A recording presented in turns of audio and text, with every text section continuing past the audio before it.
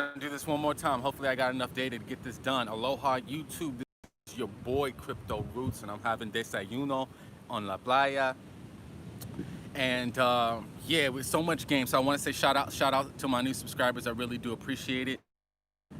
People saying, oh, you broke, you live in a third world country. Well, shit, you ain't never been to Mexico. Only broke niggas say that shit, because this is some of the most beautiful places in the world is in Mexico.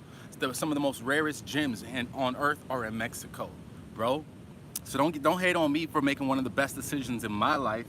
I meet beautiful women around the world, damn near every other day, right? So sorry about that. We about to get back to game. So we're gonna talk about voting as a full-time job. Voting as a full-time job. First of all, let's go back. Imagine if Coinbase, imagine if Facebook gave you stock or share of their company just for using the platform. Just for using it. If Facebook or Coinbase or Binance, imagine that, right? You would be one of the most faithful users of the platforms if you did that. They would never, ever, ever think about looking out for you like that. Well, in decentralized networks, the users own the platforms, right? Becoming a blockchain board member, exactly, brother, exactly, right? So that's what happened with the Uniswap drop. Anybody who used that platform, even a failed transaction, any account got damn near $1,200 to $25,000, $2,500, man. This shit is crazy. So the users own the platforms. The users own the platforms, right? This shit is nuts. So Wi-Fi is a governance token. ZZZ is a governance token. Katon's a governance token. Uni is a governance token. Any project coming out, any decentralized project coming out, better have a governance token. Otherwise, I ain't fucking with it, right? Any project coming out better have a liquidity mining, better have fair launch, better have retroactive distribution. That's what the unit, retroactive distribution. Anybody who used the platform back in the day got distributed more money. That's the way it works, all right? So there's so much to keep up with. I mean, just to even figure out where this shit's going, right? Aave's gonna drop, right? Any like the top 10, top 20 decentralized platforms all are gonna have decentralized governance, all gonna have some form of liquidity mining and retroactive distribution. So, in order to take advantage of these decentralized networks, in order to vote, you have to stake your token, all right? You get paid to vote on Wi-Fi. You get paid to vote. So Wi-Fi, the way it works is you stake some Wi-Fi and you're gonna immediately start earning a liquidity token, a liquidity provider token, right? That is the YCurve token. You're gonna get that. That represents roughly $1. That's an LP token, all right? I know if this all sounds confusing, hit me up for the mentorship, all right? So that token acts as roughly $1. It represents a pool of stable coins. So you're collecting fees just from holding that coin. So it's called YCurve, which is on the Curve Finance. All right, I know this sounds hella confusing, okay? So, and in order for you to withdraw your rewards from Wi-Fi, you have to vote. You have to vote, right? That's the only way you can get paid is you have to vote. Can run better, how the system can make more money, right? So Wi-Fi has a 500K treasury limit hold. All right, the treasury goes to the developers, the infrastructure of building it, but they capped it at $500,000. If the Yearn protocol makes more than $500,000, all that money goes directly back to the people who are staking it, to the people in the governance contract. So because you are voting on how to make the system more money, right, you get more money. This is the world we live in. And most people aren't taking advantage of this. Most people have no idea. They're stuck in a state of mind thinking that, nah, this is a shit coin. It's not worth anything, da-da-da-da-da. Well, they don't understand the power of Yearn Finance. It's a yield optimizer. It's a yield aggregator. What the fuck is that? It goes and finds you the best yield possible, right? There's different strategies. There's vaults. There's controllers. There's strategies. This is the level of the game. Then there's yips. Yearn improvement proposals. Anyone can come up with a yip.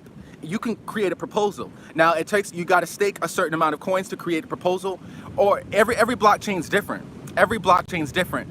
But what happens is if you have enough to vote, same thing with Compound, if you raise enough, I think 1%, it all depends, each platform's different, you can create a proposal, right? And other people can, and when it comes to approving the proposal, you need like a quorum. A quorum. That's what it's called, a quorum. A quorum is about 4%. 4% of the total supply needs to be staked or voted yes on that proposal for it to go through. So this is the way it works when it comes to decentralized networks. Aloha, brother. Aloha, brother. You need a certain amount to stake to create a proposal, and then you need a certain amount of the whole supply voted. 4% for Yearn and maybe Uni. 4% to approve it. It sounds very, very confusing. Sounds very confusing. But I like I said, join an online community, right? Join an online community, and you need to start talking to people. They're gonna tell you vote no on 32. Just same thing like your government. Vote yes on Y26. Vote no. It's gonna kill the ecosystem, right? So you got all types of people who want to, all types of people who kind of want to control or want a voice. But it's a decentralized network. Everybody has a voice. Everybody has an opportunity. So, but if you don't vote and something gets like same thing, if a politician goes in and decides to close down all the parks in your county and you didn't vote, that's your fault. That's your fault, right? So, but it's hard to keep up with, right? It's hard to keep up with. So I honestly see the future of cryptopreneurship. What's a cryptopreneur? Is somebody who makes their own full-time living off cryptocurrency, right? Not just trading, not just buying and selling. There's many different ways you can sell your goods and services for cryptocurrency. That's still a cryptopreneur, right? You can still accept USD, teaching about cryptocurrency or showing people how to do things. That's still a form of entrepreneurship through cryptocurrency, right? So if you're not making, I appreciate that. We may have to set up an interview at some point, because I love to hear other brothers who've started their own business, who make a full-time living off crypto, who are really about that life. They're not just sitting on the sidelines making fun of people, making fun of crypto roots. Like, there's anybody in this space that's doing the best they can to share knowledge and educate themselves. I fully support you. I fully support you. So cryptopreneurship. My vision within the next 6 months to a year, probably 2 years, is certain people can make a full-time living just by staying home and clicking yes or clicking no on votes. Seriously, that's it. Seriously, that's it. Because if you're voting on 5 or 6 different protocols, and you're getting paid every protocol you're voting on, and you're getting interest from all the LP tokens, I'm telling you, bro, it's going to be so lucrative. Why would you even go work? Why would you even go work if airdrops are the new normal, right? Airdrops are the new normal. Staking is the new normal. Liquidity mining is the new normal. Yield farming is the new normal. Why should you ever have to really go and apply for a job? I mean, if I understand brothers are working. I understand you got to get your grind on. But if you're not caught up on this technology, you'll always be working for someone else. You'll always be working for someone else for the US dollar. I mean, in my mind, I would never, ever go back to that. Ever, right? Ever. Why? Because I have enough value. I have enough resources. I said enough different hustles where the money's already coming in, right? You can literally drop me off anywhere in the world with a cell phone and internet connection, and I'm right back on my hustle. Word, on some real shit. That's why I get to travel. That's why I get to travel. It's because I work for myself. I sell my own goods and services, and I teach people how to do that. I teach people how to do that for themselves. And this game's so deep. I mean, I'll be honest. Some people sign up for the mentorship. Some people pay me money. They pay me money, and I never hear from them again, ever. I'll reach out. I had to get to the point where I'm like, if I don't hear from you after 2 weeks, it's done. It's void, right? I'm not giving you no refund, right? I'm not trying to scam nobody. But if you pay me money and I'm ready to offer you a service and you're not there for the service, it's a wrap. So I got random, and people know that I do the best I can. But so it's lucrative. I set up the business where random people give me money. Random people give me money, and then I never hear from again, or I get donations and referral links, like courses being sold, crypto t-shirts being sold. I got 4 or 5 different services I offer, just all that I can do, all from my phone. I know how to program computers. I know how to do Linux shit. Like this takes time. Right now, I'm working on being a smart contract engineer. A smart contract engineer that's gonna do code reviews. I'm gonna review the code. If you're investing in some rug pull, if you're about to invest in a scam, you can hit me up and you can be like, yo, can you check the smart contract code, see if there's anything fishy, see if there's anything I need to be aware of before I put my personal funds into this investment. I'm pretty much about 80% there. I'm just really digging deep on smart contracts, and eventually I'm going to start hacking smart contracts. You know, because cybersecurity is one of the next World War III will be fought online. World War III will be fought online, buddy. I'm telling you. So you better step up your cybersecurity. VPNs are not that safe. The game's getting crazy, man. Encryption is necessary. It should be standard. Encryption should be standard in everything you do. Look up, if you don't have it, one of the easiest things you can do is go to HTTPS. HTTPS everywhere. Download that extension so that all your internet traffic is all encrypted, okay? And you got to look up TCP, TCP, SSL certificates. This is the level I'm on, just deeper. I don't really talk about this because it's boring to a lot of people. If you need a definitely need a Proton mail address, right? Definitely need a Proton mail address. And there's only trade-offs in cybersecurity: simplicity versus security. So the more secure something is, the less simple it is. But the more simple something is, the less secure it is. Right? So it goes deep. Computer science is taking over this world. People sitting around using computers all day but don't know how to program one, don't understand how HTTP requests and HTTP response is, how they don't understand this shit, you know, packets. And so take the time now. Take the time now. If I can do it, if I can teach myself how to be my own boss, right? And then travel while people telling me I live in a shithole, people telling me I'm broke, right? In Mexico. But anyways.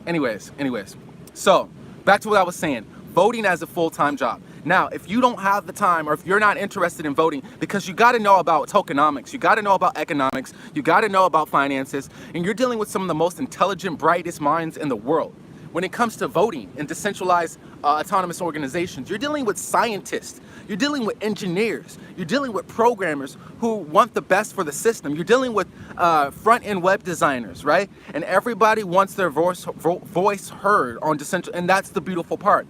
Now, it's easier to change things in centralized networks than it is in decentralized networks. Why is that? Why is it easier to change things in centralized networks versus, because in centralized networks, all you have to do is go to the guy at the top.